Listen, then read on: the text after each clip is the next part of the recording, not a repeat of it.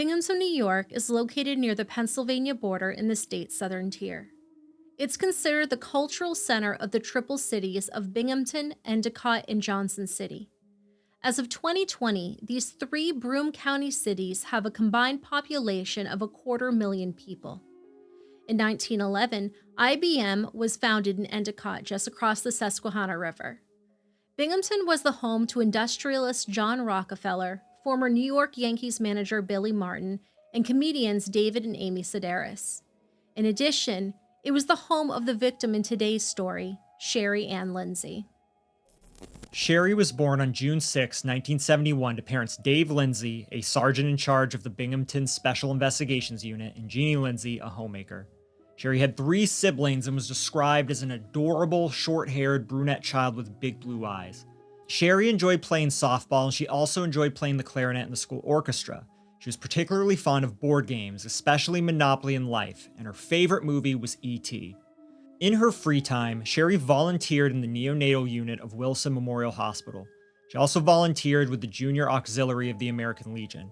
She had dreams of becoming a veterinarian or a neonatal physician or nurse.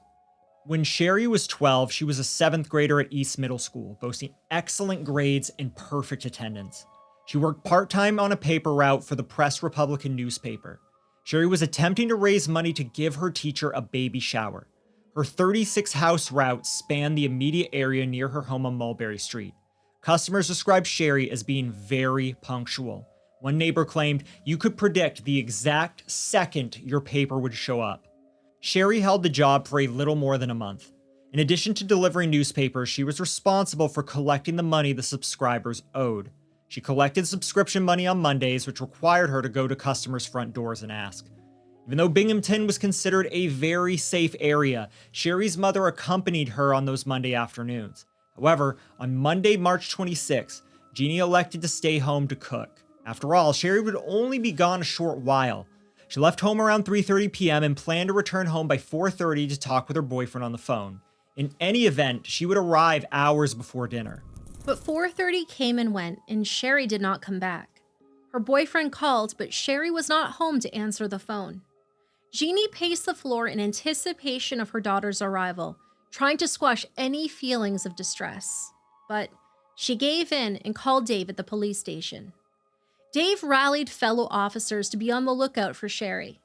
Later that evening, he began making calls to friends and parents. Dave would later admit that he panicked and a mixture of fear and dread overcame him.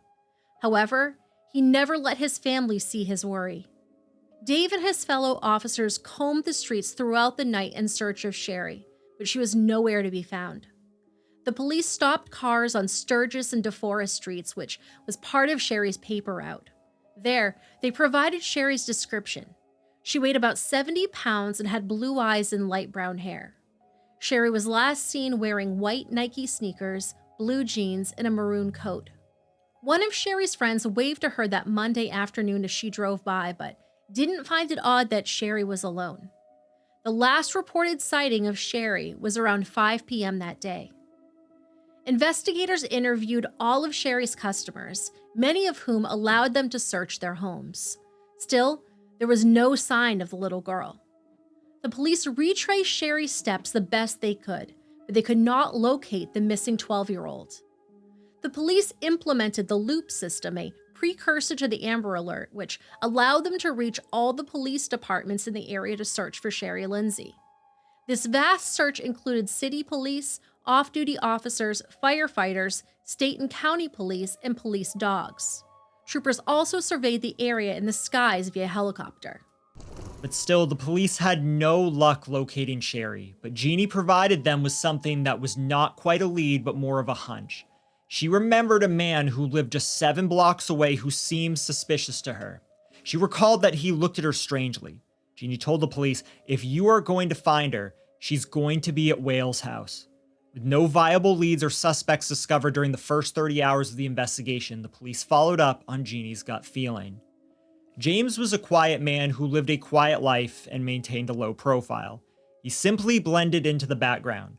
James didn't stand out in any way whatsoever. He was under the radar. James delivered newspapers for the Press Republican for 2 years, yet no one claimed to truly know him. The conversations he had with the subscribers were short, often ended with terse one-word responses. Much like Cheri had confided to her friends, James simply had come across to her as weird.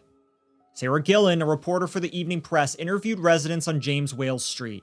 When she knocked on his door, he answered and invited the reporter in and answered questions concerning Cheri's disappearance.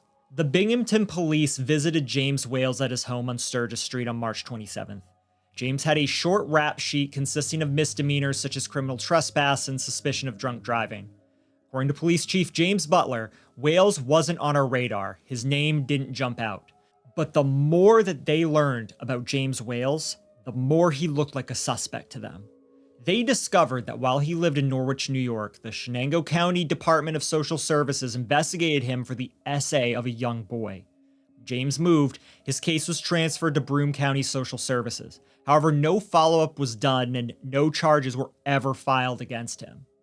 James seemed nervous and jittery during his police interview at his house, prompting investigators to bring him to the station for further questioning. He denied seeing Cheri that day, but he was clearly uncomfortable. According to Detective Captain Joseph D. Lynch, finally it got to the point where I said, let's bring this guy in. Meanwhile, James's wife Sue permitted the police to search their home. During their initial search, they found Cheri's newspaper bag. Just 4 hours later, they found Cheri's lifeless body wrapped in a blanket hidden in their basement. During interrogation, James denied having anything to do with Cheri's disappearance. He called her a nice, quiet girl he trained for the newspaper route. But Binghamton police had suspicions and kept chipping away at James's story. When presented with the evidence that her body had been recovered, Detective John Butler recalls that James didn't say anything for a time and more or less stared. But he opened up over the course of the next hour and a half. James showed no remorse as he outlined explicitly what he had done to Cheri. He matter-of-factly described the events, but seemed more concerned with getting home to cook dinner because the children were returning home from school. James Wales confessed she was yelling, and I put my hand over her mouth in an attempt to keep her quiet. This didn't work, so I started to choke her with my hands. She was still struggling, so I struck her in the head with a table leg. I believe I hit her a couple of times with the table leg. I also had tied her hands behind her with a clothesline rope. At that point, rather I should say, prior to tying her hands, I put a t-shirt into her mouth. I choked her with the rope until she stopped struggling. I then pulled off her blue jeans and panties. I then had intercourse with her. After this, James claimed that he, and I quote, hung her from the sewer pipe with the clothesline. I then went upstairs where I stayed for a few minutes. I came back down into the cellar and untied her. I saw she was dead. I then put her in the fruit cellar and threw her clothes in as well. After I had done this, I took the bills out of her money bag and placed it with the change inside of the white dresser drawer in the basement. I then took the bills upstairs to my second floor bedroom. I put them under the mattress. James continued, after I was done moving her, I took off my red Dr. Pepper t-shirt, work jeans, and work boots. I also had a light blue pullover shirt on. Prior to hanging Cheri from the sewer pipe, I thought she was dead.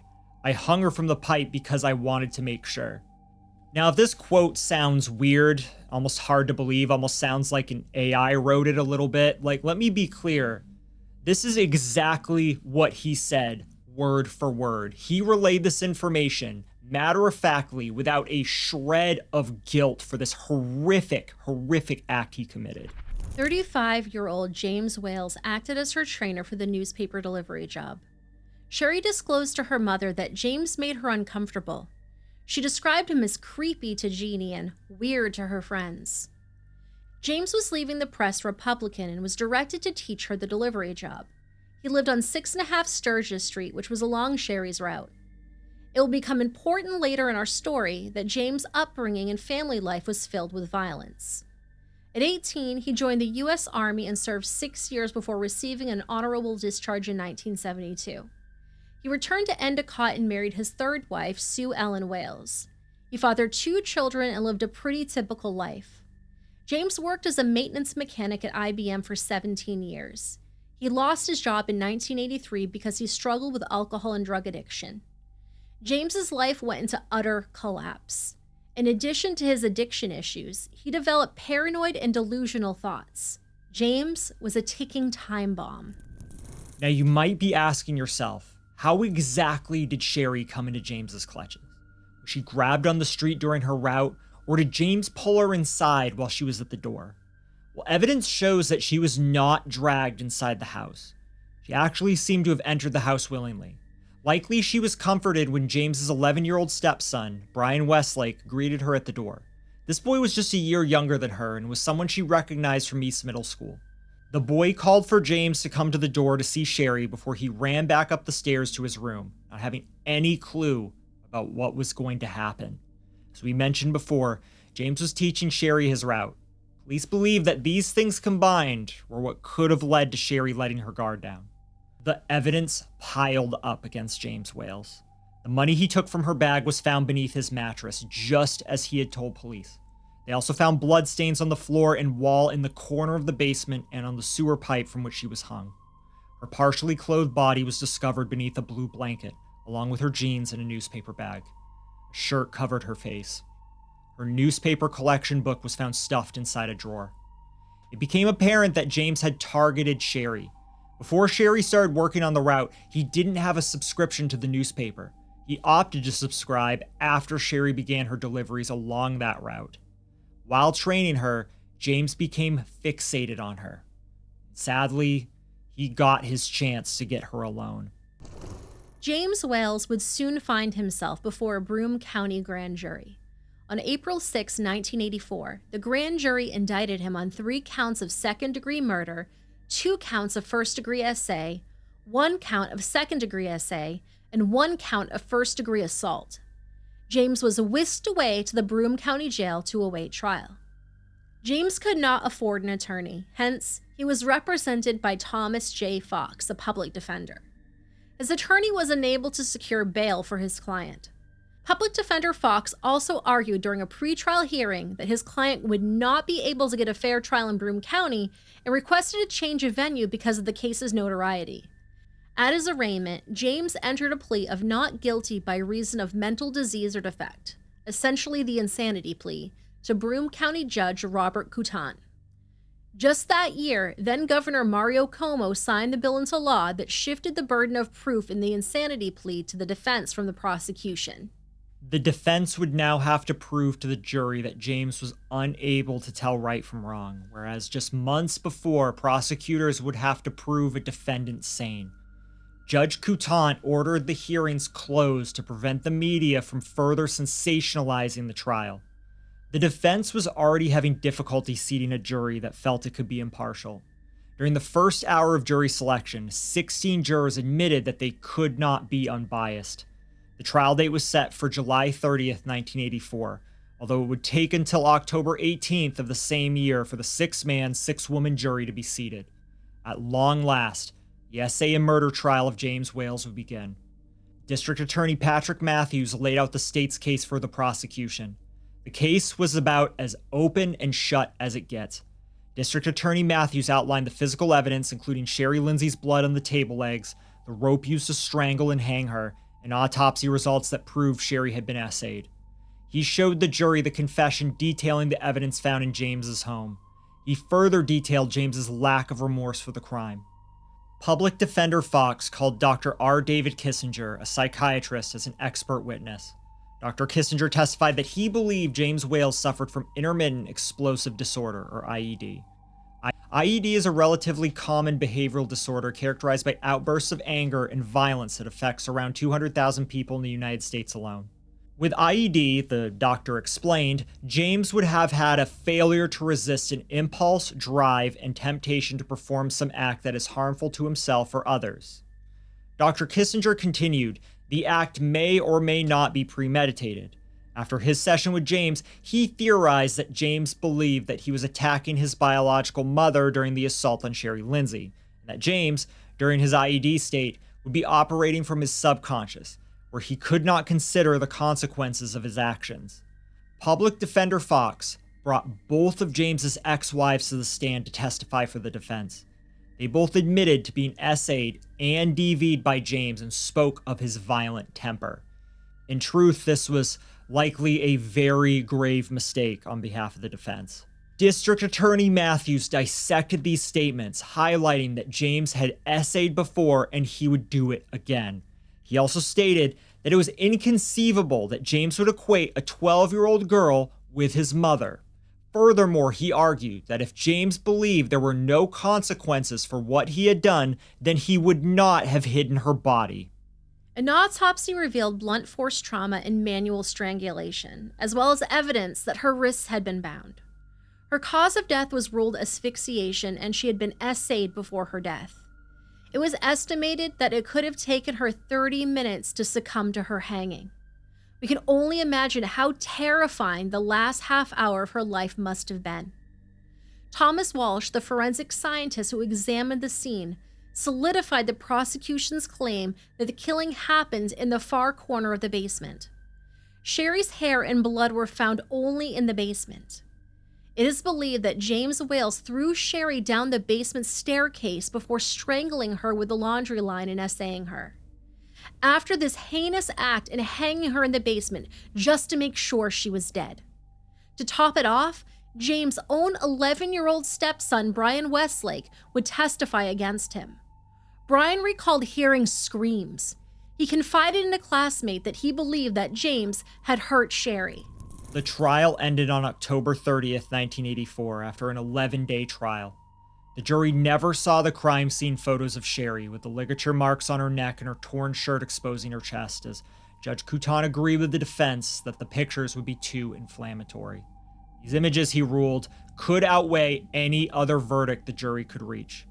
The jurors broke for deliberation. They returned to the courtroom with a verdict in just 3 hours and 15 minutes. James Wales was found guilty of 2 counts of second-degree murder and 1 count of first-degree essay. Public Defender Fox's Hail Mary attempt at using the insanity defense had failed miserably. It was probably the only play he had to represent someone as obviously guilty as his client. On November 14th, 1984, James Wales returned to court for sentencing. He was sentenced to 33 1/3 years to life in prison for his crimes against Cheri Lindsey, the maximum allowed by the state of New York at the time. James was given a chance to comment. He said, "Your Honor, I don't know what more I can say than I'm sorry this ever happened." Those words rang hollow at best. In a statement before sentencing, Judge Couton said that James had plunged a knife deep into the heart of this community. He encouraged state parole officers to keep James forever behind prison walls. The prosecution was able to have the essay and the murder deemed as separate acts. Thus, James would serve his terms back to back. James Wales would first become eligible for parole in 2017. During the trial, the white 2-story home at 6.5 Sturgis Street that James shared with Sue Wales and their children was in foreclosure. On November 2nd, it was auctioned off on the Broome County Courthouse steps for $34,000. What locals described as the Cheri Lindsey Ghost House was purchased and foreclosed on 2 more times over the next 30 years before being abandoned for over a decade. Stories of strange occurrences in the house were commonplace. One former resident claimed to feel something brush against her. A mother claimed her children's blocks were kicked into a corner. A couple moved out of the house because they believed it to be haunted. On July 30th, 2020, the ghost house was demolished. Jeannie would swing a sledgehammer on the front door, striking the first blows of the cursed house's destruction. A few minutes later, she would toss Cheri's newspaper bag that she had clung on all these years through the front door. She said it was finally time to let it go with the house. 40 minutes later, the once home of murderer James Wales was reduced to rubble. Cheri's father was less than satisfied, saying, "The story of Cheri's murder won't be complete until her killer dies behind bars." The house's demolition brings an important chapter to a close, but the book isn't all written yet. Cheri may have been gone, but she certainly wasn't forgotten. Just a few days after her death, the Binghamton City Council unanimously passed a resolution to rename Stowe Park to the Cheri Lindsey Memorial Park on April 2nd, 1984. Per the City Council, Cheri's death has served as a tragic reminder of the senseless and all too commonplace occurrence of random violent crime in our society. Today, the Cheri Lindsey Memorial Park at 1 Truesdale Street boasts a Little League field, a swimming pool, 2 basketball courts, a playground, a dog park, and even a skate park. A mural of Cheri is painted on the side of the park building. James's first parole hearing was on April 12, 2017. Public outcry, including petitions to the parole board, engulfed Binghamton. The city had suffered enough, and the residents did not want to see him set free. At the hearing, James tried to say the right things to the parole board, explaining, "Not only was she victimized, I also victimized her family and my own family. And in the past, I always had a problem with stress. I did not handle stress well. I become a very private person and hold it in until I explode into a violent rage, which is what happened to this girl." James stated that his goal was to be low risk to the community. A parole board panel member countered, "Our goal for you, Mr. Wales, would be a no risk." James's parole was denied. While the parole board praised his rehabilitation efforts, they ruled that his discretionary release at this time would not be compatible with the welfare of society at large and would tend to depreciate the seriousness of the instant offenses and undermine the respect for the law. There's an organized effort to oppose the parole of one of Binghamton's most notorious killers. Dave and Jean Lindsey are encouraging people to speak out against freeing the man who murdered their 12-year-old daughter, Cheri Ann, back in 1984. James Wales was already a convicted sex offender when he raped and killed Cheri while she was out collecting money on her paper route. Wales, who was sentenced to 33 and a third years to life in prison, has a parole board hearing coming up next month. This will be his second hearing. He was denied 2 years ago. Dave says it bothers him that his family has to go through this every 2 years. We think about it all the time. He's coming up for parole. What do we got to do? Because we get the support from the people. But like I said, it's the people that are really keeping him in jail just by their signatures and comments. They don't want him on the street. Like I said, who wants that guy living next to you? I mean, who wants that guy out here? Not a soul. Wales is 70 years old and is imprisoned at the Elmira Correctional Facility. One supporter of the Lindseys, Gina Fiella, started an online petition against parole for Wales that garnered over 9,000 signatures. Lindsey has already sent the petition, containing 409 pages of signatures and another 120 pages of comments, into the parole board. Now, if you would like to submit a comment to the Department of Corrections, you can find a link and the inmate identification number on our website, binghamtonhomepage.com. James Wales was denied parole again in hearings in 2019, 2021, and 2023. However, a second 2023 hearing was scheduled. James might have been released for a non-terminal illness. The community and law enforcement firmly believed in keeping James locked away, and they were quite vocal about it. A Binghamton family is asking for the public's help to keep a child rapist and killer behind bars. News Channel 34's Roy Santacroce shows us why community leaders are rallying behind the effort.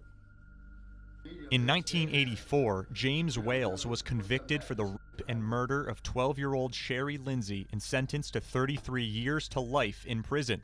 After becoming eligible for parole in 2017, Wales has been denied parole 4 separate times, including earlier this year in April. Even though he was denied, Wales now has another shot at freedom. The New York State Parole Board is considering him for a medical parole. The Lindsey family was notified late last week that Wales will be interviewed by the board due to a non-terminal medical condition. Broome County Sheriff Fred Akshar says that doesn't matter. You'll have to pardon my lack of sympathy. You'll have to pardon my callousness, but I say who cares? Mr. Wales is exactly where he belongs, in prison. Cheri Lindsey was murdered here in 1984. The space has since become a forget-me-not memorial garden to remember not only Cheri and her family, but her father Dave, who recently passed away, who was also a member of the Binghamton Police Department. He should not be afforded the luxury he stole from my sister and our family. Before our father's passing, we as a family assured him that we would continue his and our mother's fight to keep him behind bars. Members of the county legislature, Binghamton Mayor Jared Cram, and others gathered to urge the community to contact the board and recommend a fifth denial of parole for Wales. Broome County Sheriff Fred Axgar called out the parole board at a news conference for releasing, in his words, child killers, rapists, and cop killers. He said it was important for the community to come together and strongly message the parole board that James Wales should not be released. He said, "It's my deep desire that he dies there in prison. He never sees the light of day." The Binghamton mayor echoed this sentiment, saying the tragedy of Cheri Lindsey has defined the city for many of its residents. He urged the parole board to not set James Wales free. For a second time that year, the parole board did not budge. James Wales would remain inside prison. James Wales resides in the Elmira Correctional Facility in Alden, New York. His next parole hearing is in 2025. While it appears unlikely he will ever be released, his crime of SA would require him to register as an offender, if that were to ever happen. Cheri Ann Lindsey was laid to rest in the Shenango Valley Cemetery in Binghamton. In her obituary, the Lindsey family added a heartfelt poem, which read, "The pain of losing you has never gone away, and in a few short years will be with you someday. Remembering that little crooked smile is something that will be with us all the while. We remember your accomplishments in your short little years, and they still bring back a lot of tears. So Cheri, our hearts are still broken on this sad, sad day. But remember that God will reunite us in his own way." On November 2nd, 2022, the Forget-Me-Not Memorial Garden in Binghamton was dedicated to children to honor child victims of violence. It is a tranquil environment meant to create a place for families and friends to reflect on the lives taken far too soon. The garden features a walkway and benches surrounded by various calming plants. A set of Jeannie's handprints lie on the walking path with the words "Mom" written on the stone. The garden grows at 6.5 Sturgis Street, the very site where Cheri was murdered. Cheri's parents, Dave and Jeannie Lindsey, have fought to keep Cheri's memory alive through the years. Their grief has left them somewhat stuck in time. Cheri's room is exactly as it was. Her cleats, softball glove, stuffed animals, and other belongings remain in the undisturbed bedroom. And every 2 years since 2017, when James Wales comes up for parole, they relive their nightmare and fear James will be released into the public. However, Dave and Jeannie have devoted their lives to serving the Binghamton community. The family established the Cheri Lindsey Memorial Fund, which raised money to improve the park. The fund also established a college scholarship fund for graduating Binghamton High School students. They also organized donations to Toys for Tots and the Humane Society. In 1991, Dave Lindsey was elected to the Broome County Legislature. He served from 1991 to 1996 and again from 2001 to 2006. He was a tireless advocate for victims, especially children. Dave passed away on February 28th of 2023 after a short battle with liver cancer. He was 81 years old. In his obituary, donations to the Cheri Lindsey Scholarship Fund were requested in lieu of flowers. For her part, Jeannie continues to keep awareness alive for her daughter and make contributions to the community.